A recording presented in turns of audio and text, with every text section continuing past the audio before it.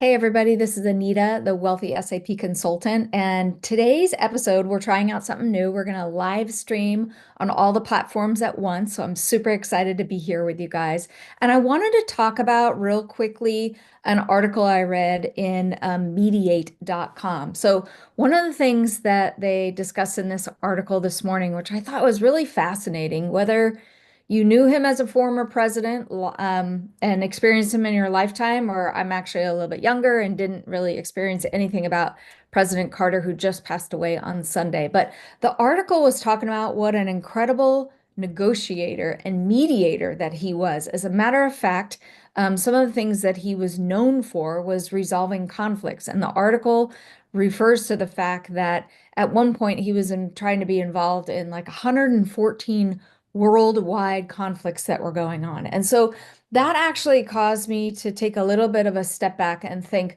when we're in the middle of our SAP projects and there's conflict going on between our business partner and our SAP customer,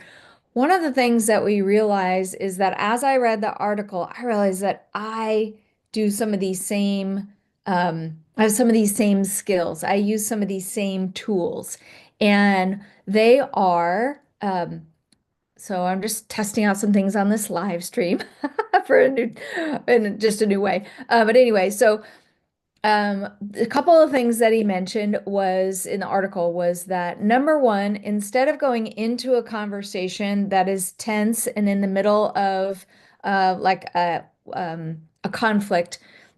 instead of going in with a predisposed idea about how the person on the other side of the table is going to act and react and what they're thinking, what President Carter was really good at is laying that down and then going into the conversation and really just listening. Active, today we would call that active listening, like really not judging somebody ahead of time, not having an idea of how to solve a problem. Sometimes as consultants, we want to solve a problem up front, and yet we haven't really heard our customers or our partners in that. But so setting aside that idea that I already know how to solve this problem and really actively listening to our customers. So that's point number one. If you're in the middle of a conflict as a SAP customer, as an SAP partner, as an independent consultant, consider laying down your previous judgments, laying down your previous ideas, and just actively listening to what your clients have to say, and then form an opinion based on that.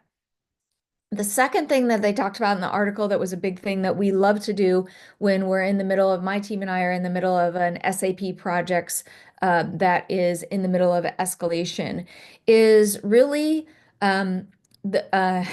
using what we call emotional intelligence, high emotional intelligence, and listening to what's actually not being said. So it's a skill set that I've learned over 20 plus years of being in this industry and being able to have conversations with clients, go around a conference room table, understand and listen to what their challenges are, but also listen to what's not being said, watching body language, piecing together what's the problem in the project that's not being talked about,